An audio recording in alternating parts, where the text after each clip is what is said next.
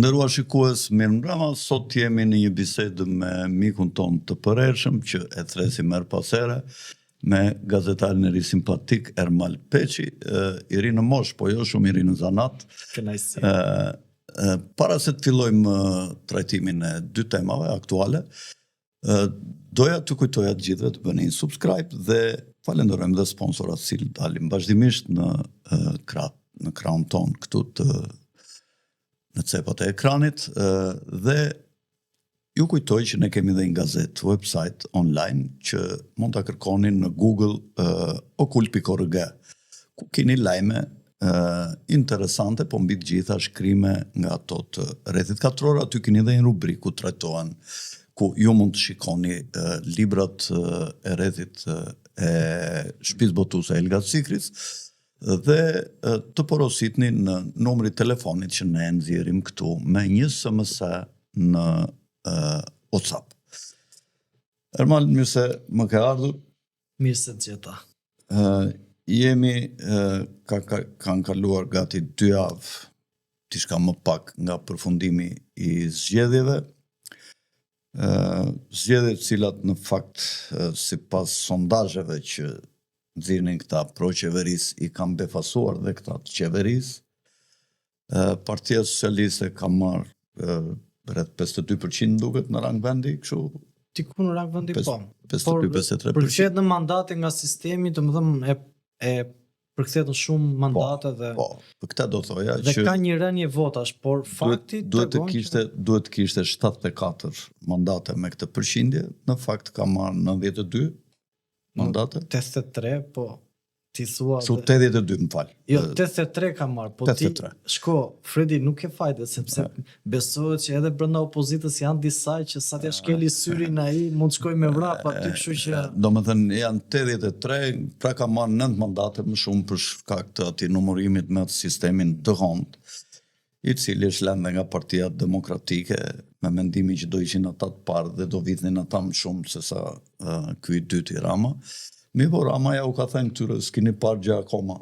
Dhe këta nuk e kanë kuptuar për çfarë kishte fjalën ai. Ai e ka pasur fjalën që inshallah ka mbaruar ajo që kishim çat shikonim, pra dhe të katrin, se mos tot gjatë ti mandati prap s'keni parë gjë akoma dhe ka ndërmend të ri dhe të pestë. Unë mendoj që ai i thotë që ju vërtet keni qenë më të mirët në lojë, por nuk e keni kuptuar që unë ja u ka marrë këtë lojë. Se po të shikosh, këta, domethënë ai ka përdorur gjithë strategjitë politike, komunikimin, undergroundin, më mirë se kushto aktor tjetër politik në Shqipëri. Duke qenë se politika shqiptare është ndarë historikisht midis Ramës, Metës, ka qenë pak Kofatos Nanua dhe Edi Rama. Edi Rama ka qenë nxënësi më i mirë i këtyre treve dhe ka arritur tashmë që edhe ti shikoj nga larta, edhe duke i përqeshur. Në që unë arrita atë që ju kurse keni arritur. Diabolizëm është politik, por tashmë ky është fakt. Suksesi më i madh ndoshta për Edi Ramën nuk është menaxhimi i këtyre realiteteve të brendshme,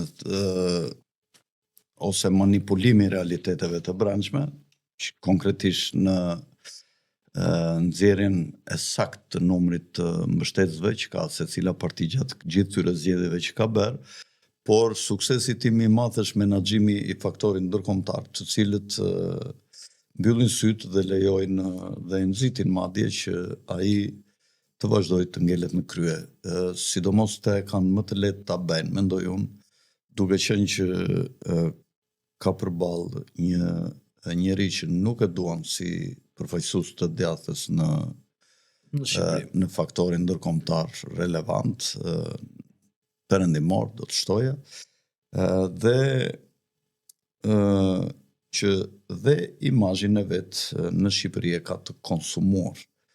Bëhet fjalë për Sali Berishën, dhe kjo mos ka qenë dhe arsyeja që e nxorën nga izolimi në shtëpi dhe e lejuan që të dilte dhe të vazhdonte lojën duke qenë në krye vet, duke bërë deklarata antipopullore, si unë do mbyll spakun kur njerëzit e shikojnë drejtësinë si një pikë uji në shkret të tir në këtë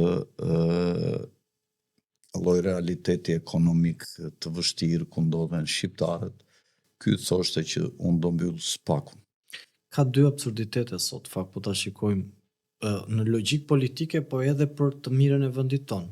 Më thënë, edhe Merkel që arriti aq shumë reforma në Gjermani, në mandatin e 4 ju paksuan votat. Kurse në Shqipëri, një qeverisë e cila kontestohet, e cila ka akuza të forta, e cila në fakt janë ka arrestuar të larguar, shokët. janë arrestuar të shokët, Shqiptarët janë larguar. shqiptarët janë larguar, ekonomia, do më thënë, është copëzuar aq shumë dhe janë ndarë aq shumë sa nuk ka stres të mesme, ka o je i varfër, o je i pasur. Nuk ka stres të mesme. Më thënë, të gjesh stresën e mesme sot në Shqipëri është një punë, është mase e vështirë, por është tamam se ajo formula e Eureka.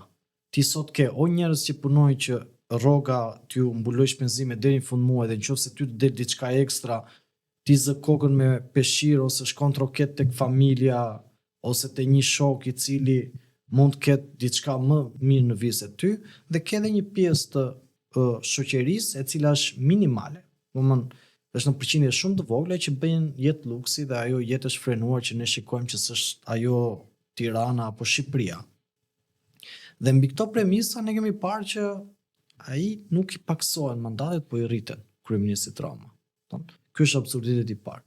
Absurditeti i dytë, që është akoma më absurditet dhe unë e kam thënë shprej mishje, për sa kohë të jetë Sali Berisha në krye të Partisë Demokratike, Edi Rama do jetë kryeministri i vendit dhe nuk do të ketë alternativë apo ndryshim. Për shkak se këtë sistem që ne sot e komentojmë, që ne themi ka më pak vota apo ka marrë shumë mandate, Berisha e ka ditur kur vajti e votoi, por e ka votuar me një qëllim.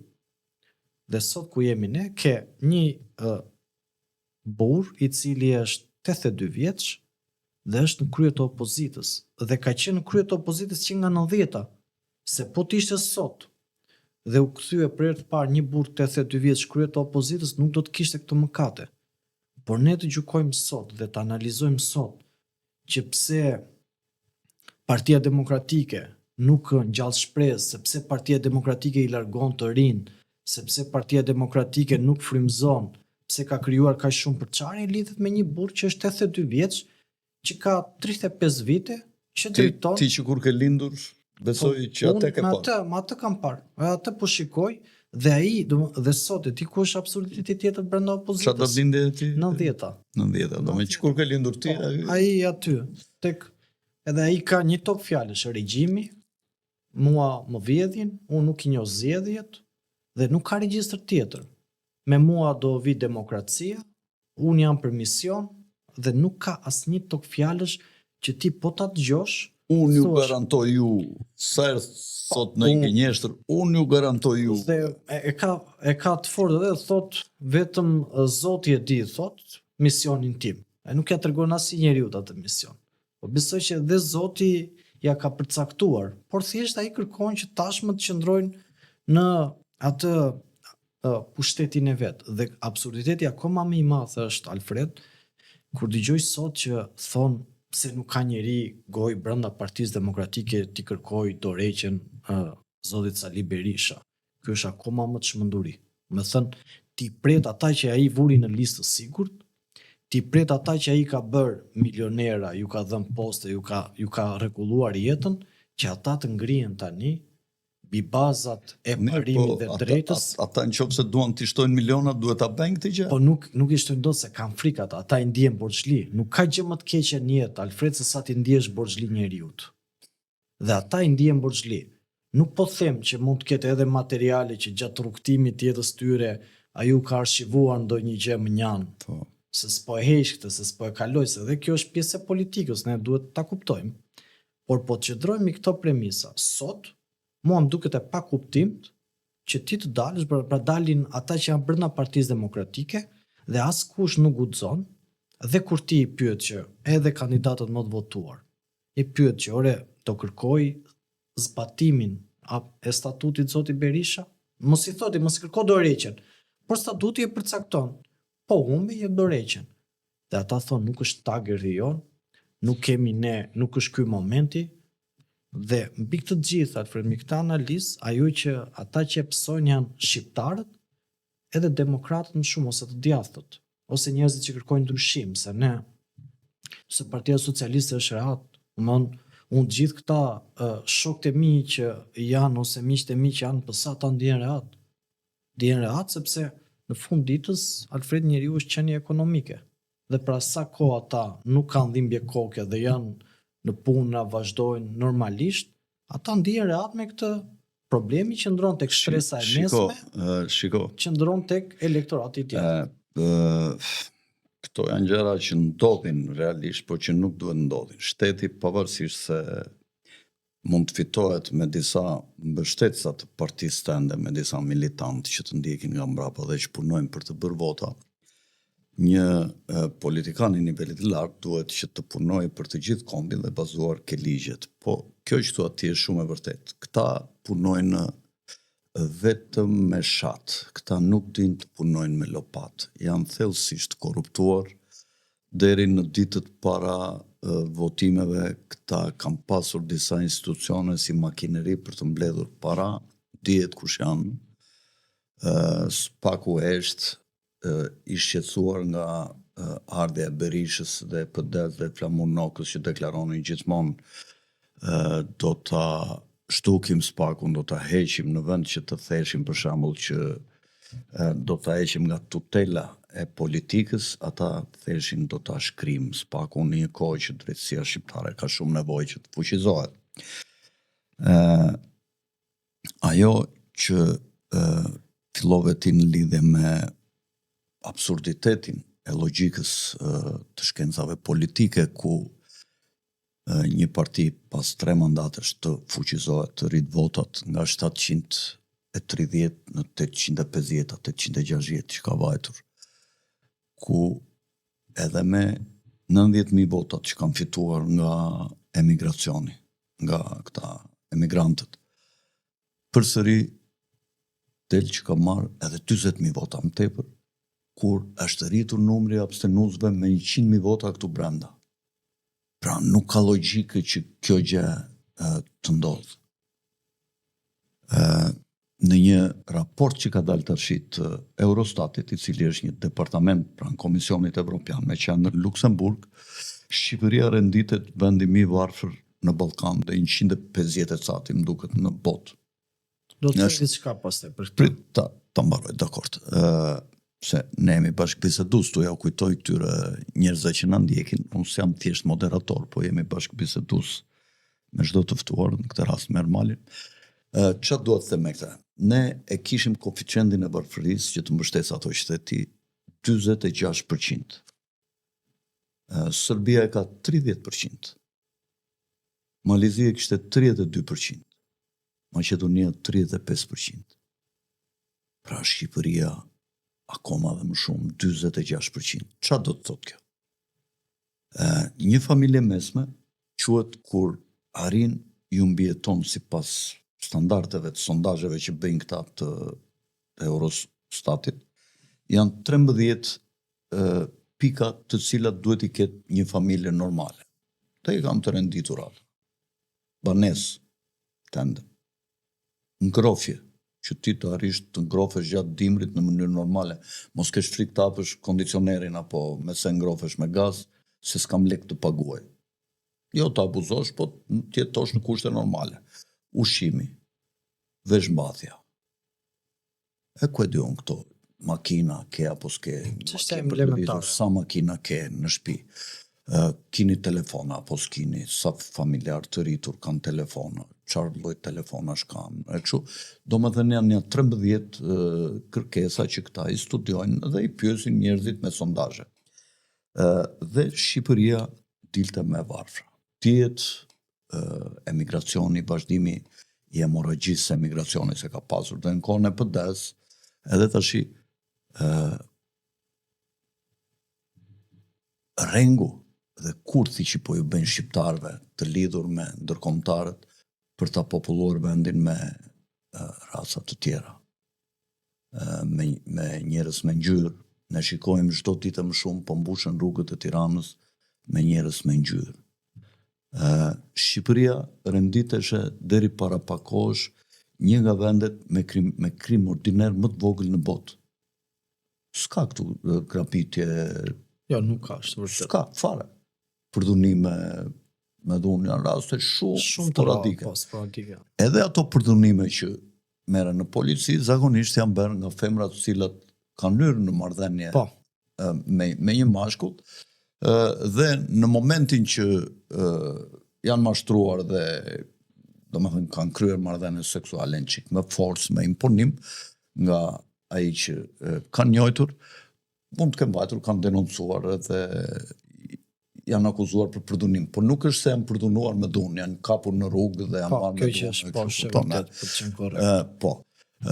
Dhe kini për të parë, në qoftë se do vazhdoj kjo rritje e të huajve e këtyre me ngjyrë, që po mbushen lagjet me geto të këtyre, zonat caktuara të lagjeve, pallate të veçanta, që i marrin ata 2-3 pallate me qira. Nuk kam asgjë, asnjë lloj urrëti ata, absolutisht përkundrazi. Kam një dashuri të madhe për çdo lloj race njerëzore, ashtu si dhe për popullin tim. Nuk jam racist.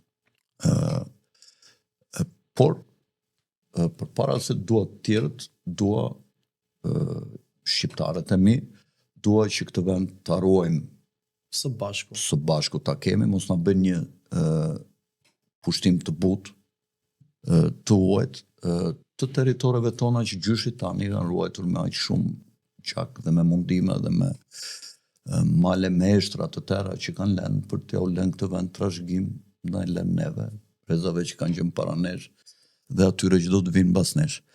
Tek ne tash i vjen një lojtar i elitave global, një sharlatan dhe një mafios, një njeri që edhe në familjen e vet nuk është konsideruar si njeri normal në familjen e vet ku ka lindur dhe është rritur, vjen tash dhe punon për të huajt dhe na manipulon ne të gjithëve për të realizuar agendat e tyre. Të shkatrimit të familjes, të futjes së agendave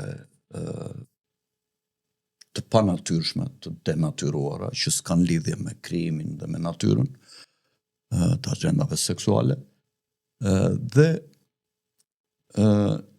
ne akoma dalim dhe mbështesim. Një njeri që del në fushat pa program, i vetmi program pasaporta e Evropës.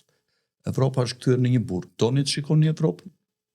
Shikoni atë Gonzalea, që ka emrin ai që ka ardhur përfaqësuesi i Evropës, i cili del dhe mburret thot jam krenar që jam martuar me një burr. Sepse këta i kanë në ato agendat e tyre që në qoftë se ti del nga këto lloj organizatash perfide, ti nuk mund të marrësh dot një post të lartë në administratat e Bashkimit Evropian. Bashkimi Evropian është degeneruar dhe është mbrolur nga vlerat morale, njerëzore, natyrore, fetare, çfarë duash ti trajtoj dhe është bërë një lloj mostre. Dhe ky tash na thot ne do t'ja pasaportën evropiane. Nuk është Evropa e viteve 90 kur ne thirrëm, unë kam thirrur i parin në lëvizjen studentore. E duam Shqipërinë si gjithë Europa, se kam 35 vite që thrasin. Kam thirrur unë i pari atë natë, më 80 orë. Kështu ndodh këtu. Po, e din studentët, ata që janë aktiv, e din kush ka thirrur i pari. Kam thirrur unë atë natë. Dhe ajo u bë motoja pasaj, unë jam student aktiv i lëvizjes djetorit, dhe sot Evropa nuk më ngro.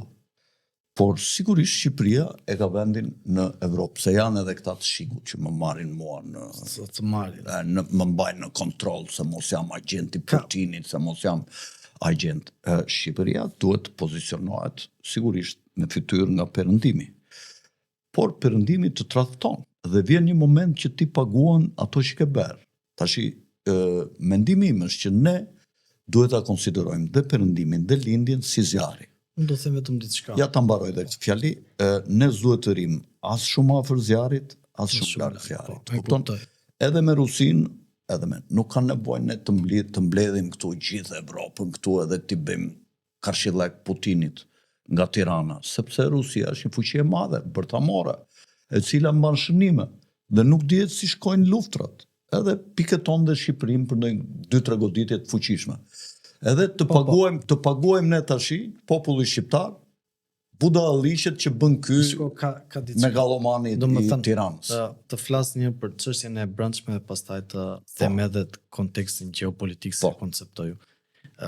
Ajo që më bën përshtypje që e konsideroj Shqipërinë vend të dorës tretë nga sytë e jashtëm, më dhëm kjo që kur e them, lidhet me një fakt. Ne jemi bërë si vend të dorës tretë për sa kohë.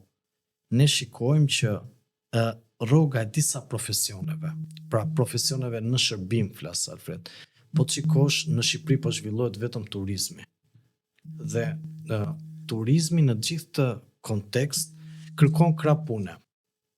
Dhe në këtë krah pune që ndodh e gjitha kjo dhe çfarë po ndodh, shikojmë që po rriten rrogat e po shkojnë njëkohësisht të barabarta me profesionistët. Pa ti sot po të shikosh, në qoftë se punon kamarier, në qoftë se punon këta di unë në recepcion në jug, në qoftë se punon në kuzhinë në jug, ka mundësi që ti të marrësh më shumë pagesë se sa një inxhinier.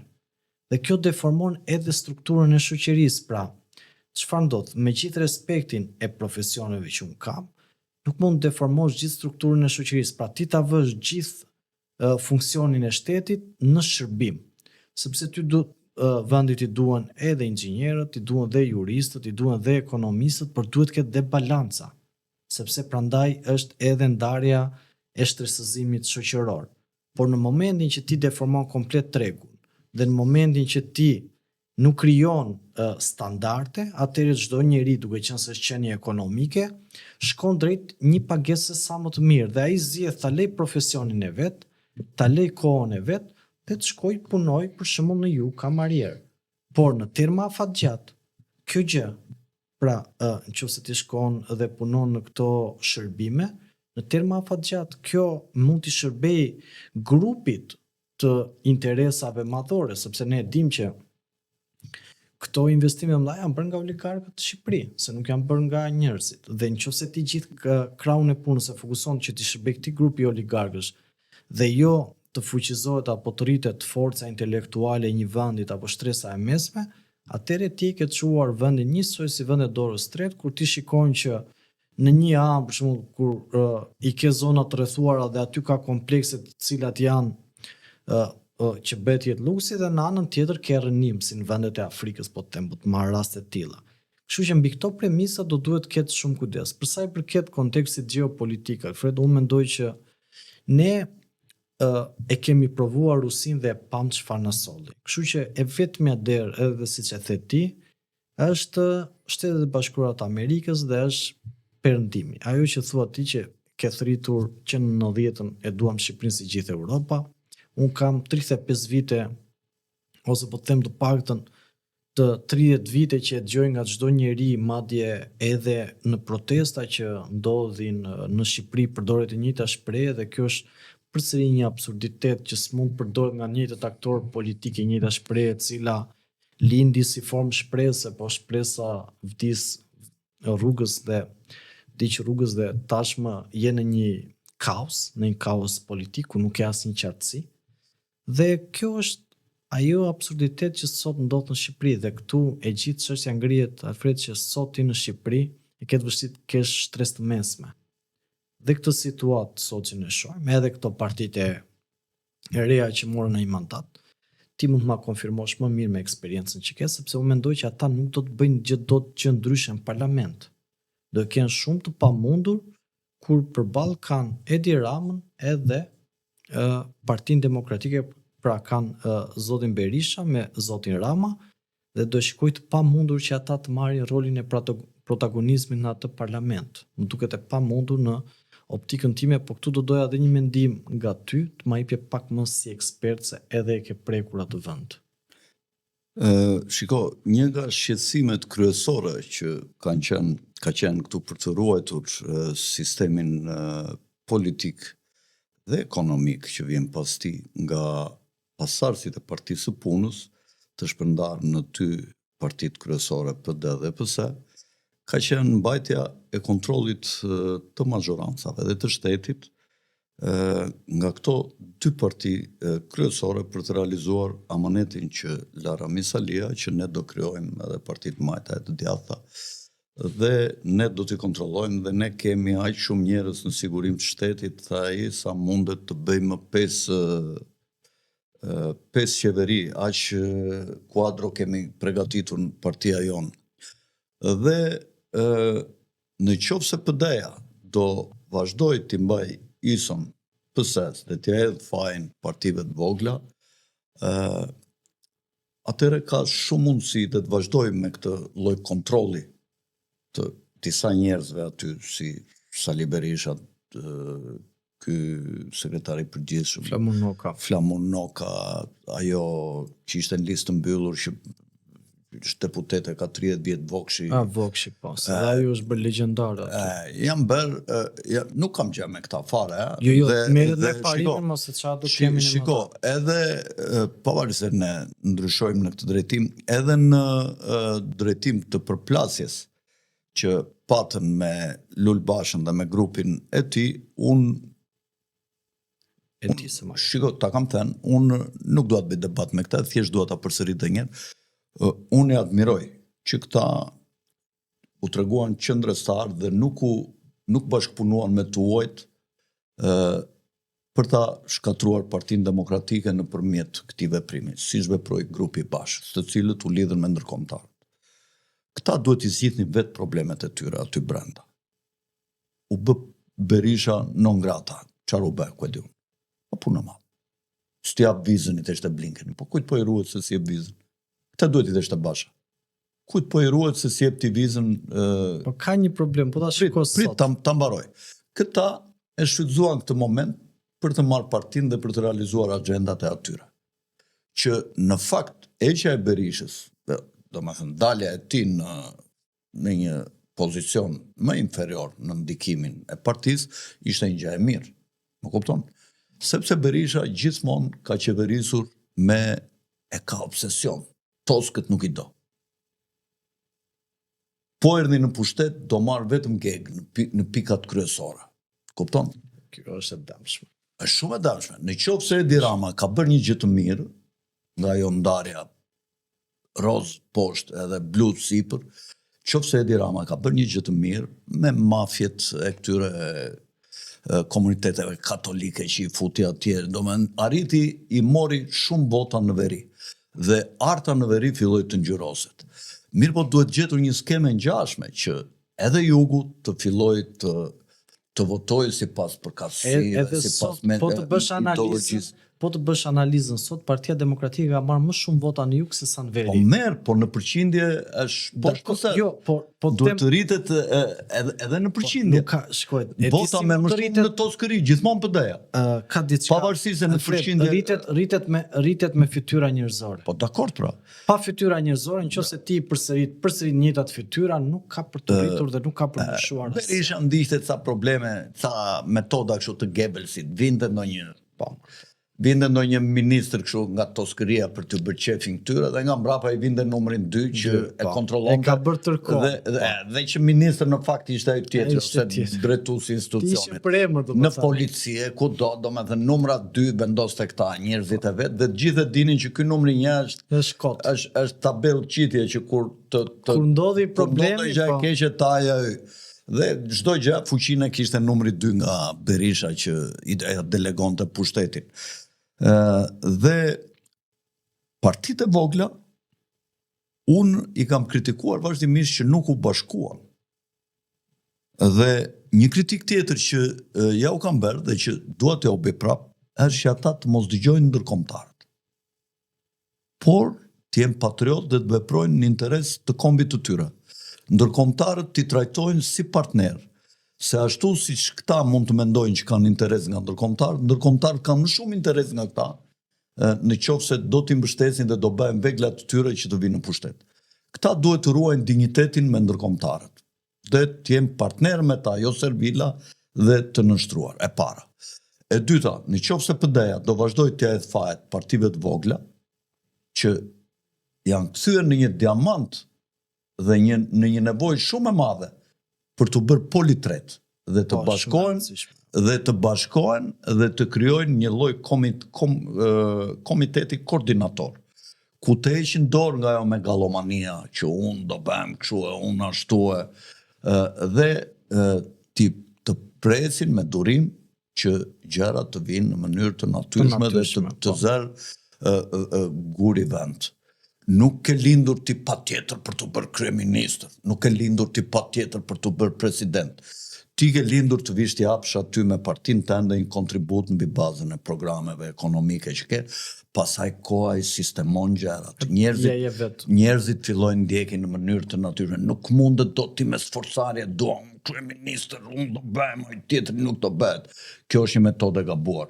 Këta duhet patjetër të veprojnë si oligopol dhe jo të shpartalluara dhe secila në sap të vet. Të marrësh 220.000 vota dhe të prodhosh 4 deputet, është një mëkat i madh që këta ja kanë borx kombit. Kupton, sepse njerëzit i kanë votuar duke parë këtë mungesë perspektive dhe këtë mungesë, këtë keqeverisje, këtë mungesë të dukshme të një qeverisje optimale, se ne nuk mund të kërkojmë ta me Luk Floriri, por ne mund të kërkojmë që bujqësia të zhvillohet edhe tokat mos rinë djerë. Që mos marrë Serbi 380 milion euro dhe të marrë Ne nuk kemi në vitin 91, jemi në vitin 2025. Ti tashi ke buxhet 8 miliard dolar. Nuk të kushton gjë të japësh 300-400 milion apo 500 milion për bujqësinë ti investosh. Dhe nga këto 500 milion ti fiton 5 miliard pasaj, se në qoftë se bujqësia imputohet me një ndihmë për 500 milion dollar, aty aq e ka fitimin ai. Nëse ti s'ia jep këto, ata e konkurrojnë produktet e jashtme dhe ai falimenton. Pra ti fut 400-500 milion dollar në imputimin e bujqësisë, mban njerëzit shqiptarët të punojnë tokat e tyre dhe gjithë ai prodhimi aty kthehet në një produkt kombëtar. Pra me 400-500 milion dollar ti merr një produkt kombëtar 5 miliard dollar dhe zvoglon suficitin tregtar aty që ta blesh në siç veprojnë kombet e tjera. S'kemi nevojë të shpikim rrotën. Ne nuk kemi keq për 300 milion dollar, për 400 milion dollar në 8 miliard për të marrë një kthim kaq të madh pasaj të fuqishëm. Domethënë të mos bësh gjëra të këtilla, do të thotë që ti nuk e di për çfarë je atje pasaj. Të mos japësh 5 lek për kulturën, të mos japësh 5 lek për të zhvilluar kinematografia, që është fytyra e kombit përballë ndërkombëtarëve, që frymëzon njerëzit me veprat e veta, që i mëson njerëzit të jetojnë në Shqipëri, të jenë patriotë, të mos urejnë asnjë tjetër. Kjo është. Mos bëhen viktima. Më gacmojnë diçka. Rama dhe në fjali do them. Rama duhet të ishte dënuar me gjithë ekipin e socialistëve vetëm për atë që u bën shqiptarëve për pandeminë ose për pandeminë, që i mbyllën brenda, që bën lojën e ndërkombëtarëve, që i mashtruan, që lejonin që qelli shqiptar të helmoheshe çdo ditë me avionet e ndërkombëtarëve, që njerëz që janë pranë Ramës kanë ndotur ajrin me helmet në qendra tregtare, njerëz që janë pranë Ramës interesoheshin, që komitetet e shpëtimit që i quajnë këta, që ishin komitetet e mashtrimit, u përdorën nga ignoranca, por disa edhe nga poshtërsia, sepse kanë marrë lek nga mafia e OBSH-s, i futën njerëzit nëpërmjet asaj shprehjes absurde, Shqipëria buzëqesh dhe koka i gjatë prit te që kafshonte njerëzit duke u çpuar. Buzëqesh. Edhe gjatë prit buzëqesh, po ta shikosh sa i bukur është, po ta shikosh në një foto se kështu duket sikur buzëqesh. Kjo ishte Shqipëria që buzëqesh Edi Ramës, që për 2 vjet i vtish njerëzit me vaksina. Vetëm për këta, të gjitha qeverit që kanë mbështetur pandemin e Organizatës Botërore të Shëndetësisë duhet të rrëzohesh. Dhe në shumë vende të botës janë rrëzuar. Këtu të vazhdosh edhe mbas 3 mandatesh të vish prapë në pushtet. Me gjithë këto poshtërsira që ka bërë Partia Socialiste është e turshme. Por Kokoli Berisha këte ata i bën më të lehtë që të manipulojnë dhe që të mbështeten nga ndërkombëtarët për manipulimet që bëjnë. Për sa kohë Unë Ermal të thash që bëra atë në Instagram. 20% doli PS-ja. Unë nuk kam miq militant të ndoj parti. Unë s'jam ndoj parti politik. Mua njerëzit më ndjekin për librat që botoj, për mendimet për qëndrimet që mbaj. Është e vërtet që mund të kemë më shumë njerëz konservator atje miq. Për shkak qëndrimeve. Për shkak qëndrimeve që unë mbaj, mund të kemë konservator dhe njerëzit konservator ndoshta votojnë më pak PS-n, s'diskutohet. Edhe kjo mund të jetë, po kjo diferencë kaq e madhe, 20% të votojnë për PS-n, unë mendova s'do ngelesh e vendi pa opozit të majt. Kupton kur ata. Ti tani shikon këtë. Kupton, e çuditshme. Jo e çuditshme. Tani ishte unë e di që është manipuluar, por janë Shtetet e Bashkuara që kanë mbetur që tashuraqët e Evropës nuk i pyesin dhe ata do vendosin se çfarë do bëhet. Unë këtë mendoj. E ke parë Simpson aty që kanë bërë një film tash, edhe thuhet me 27 korrik do bëhen zgjedhje të tjera në Shqipëri. Simpsonët. Po duash ta tregojon atë. Unë mendoj diçka që ka dy probleme sot Partia Demokratike dhe e para është Alfred që lidhet me non gratën dhe që edhe qeveria Trump duhet të shprehet konkretisht, sepse këtu janë ngritur fabula, ne dim shumë mirë çka kanë thënë, jo iku, jo nuk ekziston më, jo paguajnë $6 milion, jo erdhi ky është njeriu i Trumpit, ai thoshte unë jam njeriu i Trumpit, këta dilnin thoshin jo ai është njeriu i Trumpit, ai thoshte unë kam marrë lekë të tij të bëj punën time. Dhe e dyta duhet flasi për vullën e Partisë Demokratike që ta mbylli njëherë mirë këtë punë. Këto dy janë ngjarjet që ne i shikojmë. Që mendoj unë që do të keni një qartësi. Pastaj do duhet kuptojmë Alfred që në politikën shqiptare ne duhet domosdoshmë partitë politike duhet marrin fytyrën e qytetarëve dhe fytyrën e shpresës. Nuk mundet ti të kesh më përballë fytyra të cilat kanë 30 vite pushtet, të cilët kanë konsum, të cilët në asnjë moment nuk kanë ngjallur shpresë, në asnjë moment janë fytyra të konsumuara dhe nuk kanë më çfarë japin vendit. Po të shikosh Alfred, pjesa gri i distancohet klasës politike dhe pa ardhur pjesa gri dhe pa të bashkuar pjesa gri, në asnjë moment nuk ndodh ndryshimi. Dhe kjo është ajo situatë që unë shikoj tani në këto momente dhe duhet ta presim pak nga pak se çfarë do ndodhi në ditën të vazhdim dhe se si do të shkojë gjithë kjo ngjarje politike e cila me sa duket që po vazhdoi kështu Alfred, unë ta them me bindje të plot që po vazhdoi në këtë ritëm, që mos ketë as reagime asgjë. 2035 ke programën. Shiko Ermal, unë nuk jam megaloman dhe t'ju tregoj Partisë Demokratike se çfarë duhet të bëj dhe si duhet të sillet. Ata kanë strukturat e tyre, i zgjedhin vetë gjërat, por Partia Demokratike, ashtu si dhe Partia Socialiste, janë dy gurët më të mëdhenj diamantit në politikën shqiptare. Me të mirat dhe me të këqijat e tyre që kanë sjellë, janë asete kombëtare. Qeverisja nuk është një gjë e lehtë. Kupton? Është një gjë e vështirë. Edhe Shqipëria nuk ka shumë mjete, është një vend i vogël, nuk kemi vend perandorak.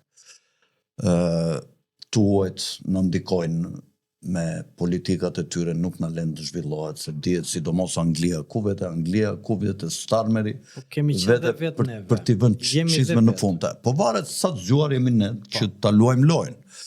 Pavarësisht se i kemi mjetet e kufizuara, po përsëri brenda atij kufizimi kemi mundësi të zgjedhim më të mirë. Neve nuk na mëson, ne nuk na thon ndërkombëtarët vidhni tokën tuaj, e bëjmë vetë ne këtë. Po.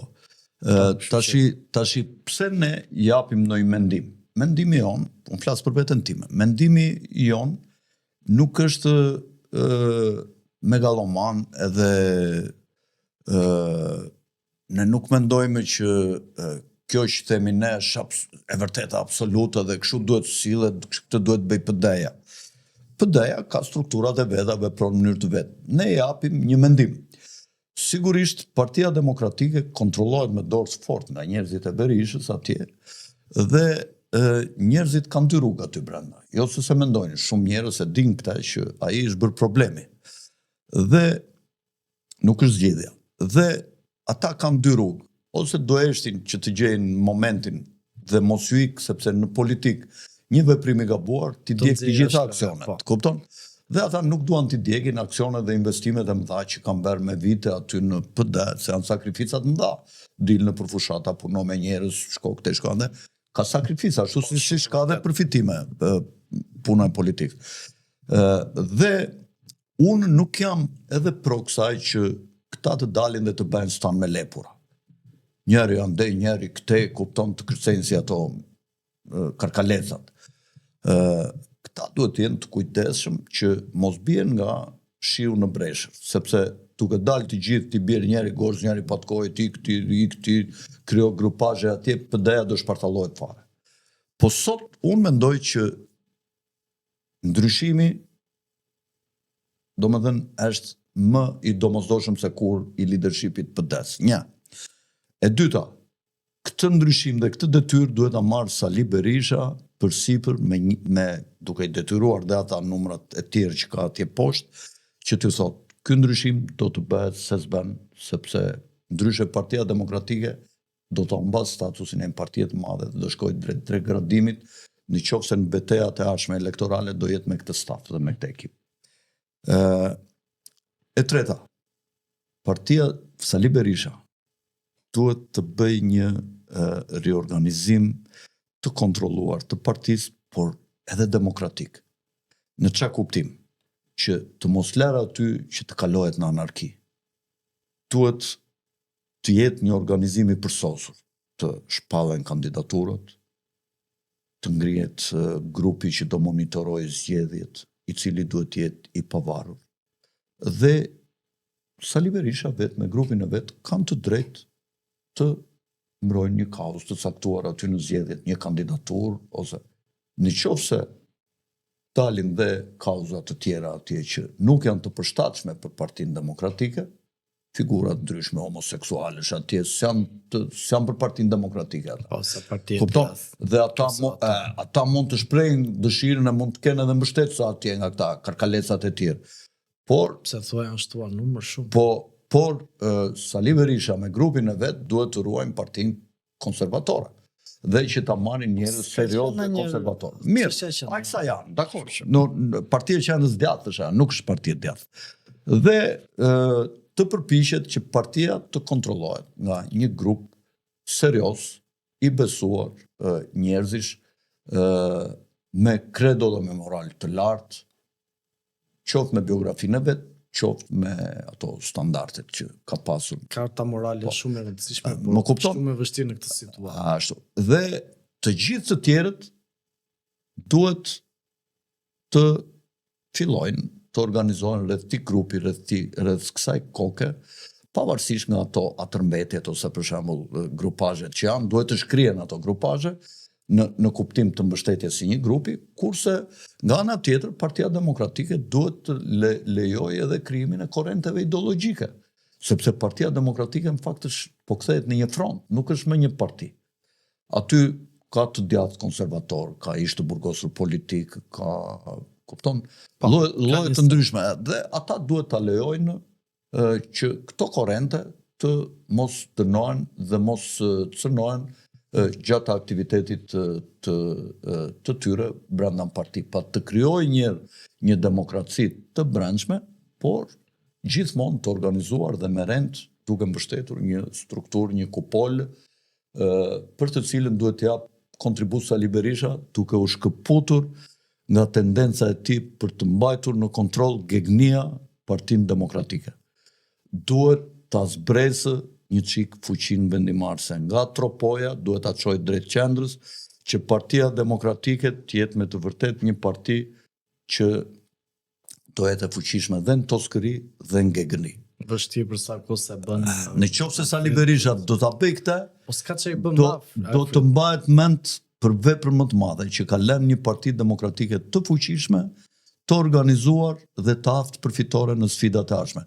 Në qoftë se ai do vazhdojë do vër për shembull në një kushuri të Mulnokës ose të kësaj që e përmendëm, Vokshit e ta mbajnë këta prap në kontroll Partinë Demokratike në mënyrë të dukshme, atëherë Partia Demokratike përsëri do ketë hemorragji dhe nuk do të jetë e besueshme në qoftë se Sali Berisha do të qëndrojë mbrapa perdes për të diktuar Partinë e Ardhshme Demokratike siç bënte me Lulin.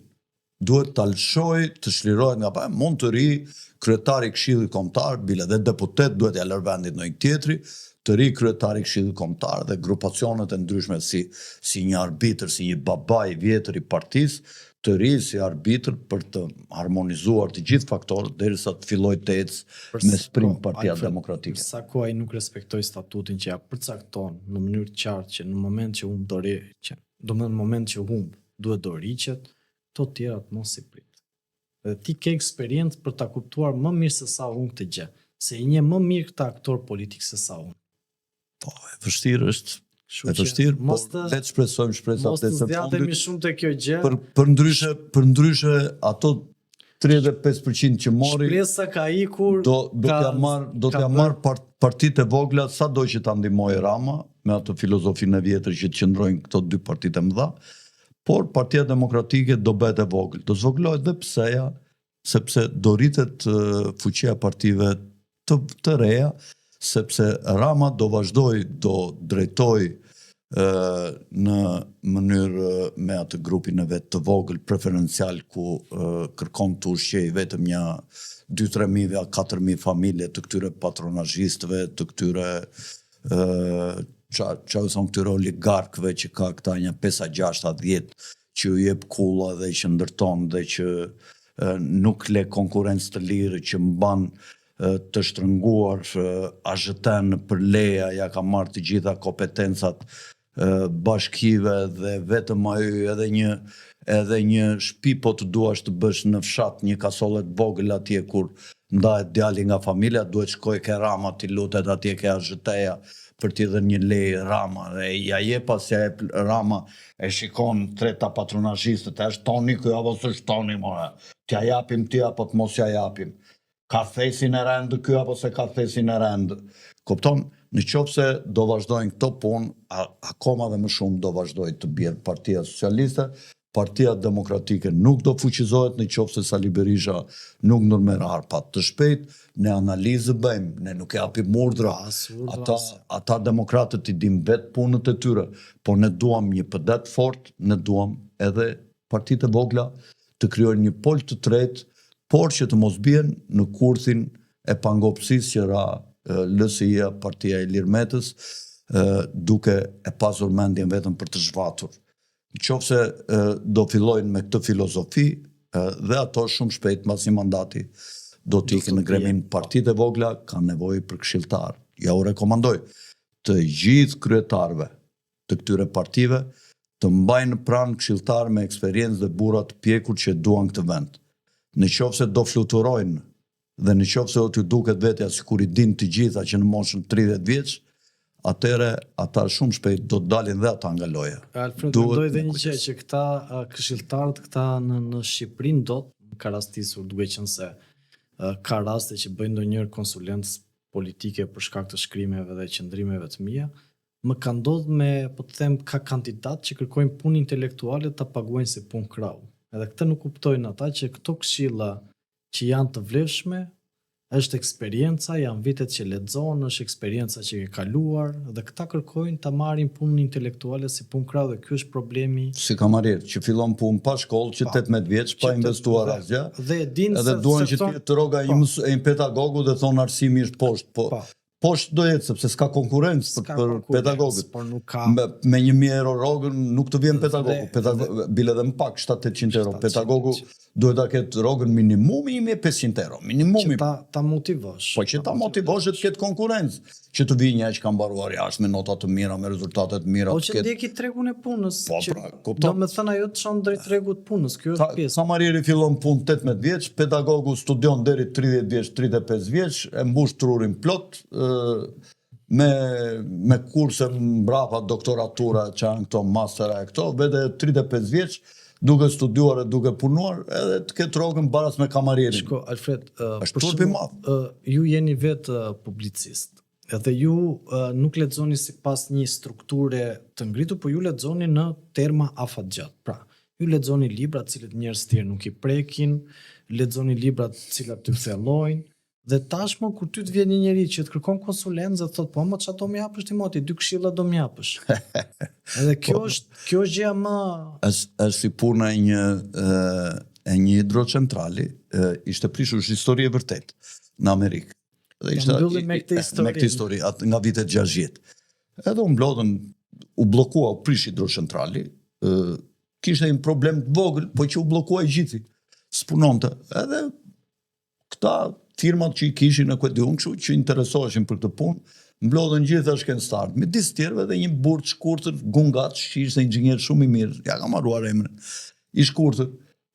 Edhe ju thonë këtyre, e bën dot ndonjëri nga ju, asnjëri nuk e merrte përsipër. I tha ky e bëj unë, e rregulloj unë defektin çfarë ka. Edhe e zgjidhi, po punovi një javë. Kupton? Derisa konkludoi që këtu mund të jetë problemi dhe aty ishte dhe e zgjidhi. Edhe i thanë ata, sa kushton? Ju dha një shifër shumë të lartë për në atë kohë, nuk e di, 800.000 euro. I thonë ata, po na bëj një preventiv, çfarë ke harxhuar? E tha ky, po tha, hapja e këtyre 2 vidave këtu dhe shkelja e kësaj sustës sa $1. Gjetja e kësaj, tha, defekti, tha, $199.999. Kupton? I tha, sepse vetëm mund ta gjej këtë defekt, askush tjetër s'e gjende dot. I tha, dhe për këtë unë kam studiuar, tha, me vite të tëra dhe kam punuar me vite të tëra që ta gjenja cili buton ishte i prishur. Tha, kjo, tha, $1 bën kjo që bëra. Kurse që e gjeta që ishte kjo e prishur, tha, bënte kaq. Kupton? Domethënë truri paguhet. Jo, kjo është thelbësore për ta kuptuar, sepse kur ty të dëgjojnë nga jashtë, thonë më çfarë po thot ky. Kur tentojnë ta bëjnë atë që bën ti, e kuptojnë që pas asaj qëndrojnë një sër pengesash, vështirësish, libra të lexuar, hulumtime pafund, sepse këta nuk kuptojnë që këshilltari apo politika është më shumë çështje erudizmi. Pra, këta nuk arrin dot të kuptojnë që njeriu i lirë nuk vepron sipas një strukture. Vepron në format të lirë, ashtu si e mendon. Dhe këto gjetje, pra, kjo hapësirë dhe ky formim vjen mbas një pune të madhe, mbas një sakrifice të madhe që ti të konkludosh që ti jesh edhe për këshilla, por edhe për artikulime, por edhe për shkrime apo fjalime. Dhe vetëm këtu ndodh që kërkojnë që ta marrin punën intelektuale dhe kjo ndodh ajo që mendonte që janë elita, e kupton? Mendojnë që ta marrin për punë krau dhe kjo nuk ka për pasur kur vlerë në këtë gjë, për sa kohë nuk e kuptojnë që elita apo puna intelektuale është një punë që të çmohet në çdo vend perëndimit dhe e the shumë mirë me atë histori. Mirë, faleminderit Erman, mendoj ta mbyllim këtu. Ishte kënaqësi biseda me ju, si gjithmonë. Para se t'ju them natën e mirë, dua t'ju kujtoj edhe një herë, ta ngrini gurin e Sizifit me vështirësi të madhe kështu, edhe një klik atje ku thot subscribe. Dhe ti mbyllim 10.000 abonent në fund të muajit. E bëni dot dhe të festojmë këtu me një tort ku ju do të falenderojeni dhe do të jeni fitues të parët. Ne do t'ju japim info si këto dhe biseda si këto, pa paguar asnjë gjë, free. Ju vetëm do ngrini gurin e Sizifit kështu kur e shikoni atje kanalin. Janë rreth 200.000-300.000 në muaj dhe 9.400 e kanë ngritur gurin e Sizifit tu për të bërë vetëm një klik atje ku thot subscribe. Vetëm sa ta shtypësh kështu. Pa para, pa u lodhur fare, vetëm do një çik dashuri dhe mirësi. Nga unë Alfred Sako dhe një natën e mirë, tung tung.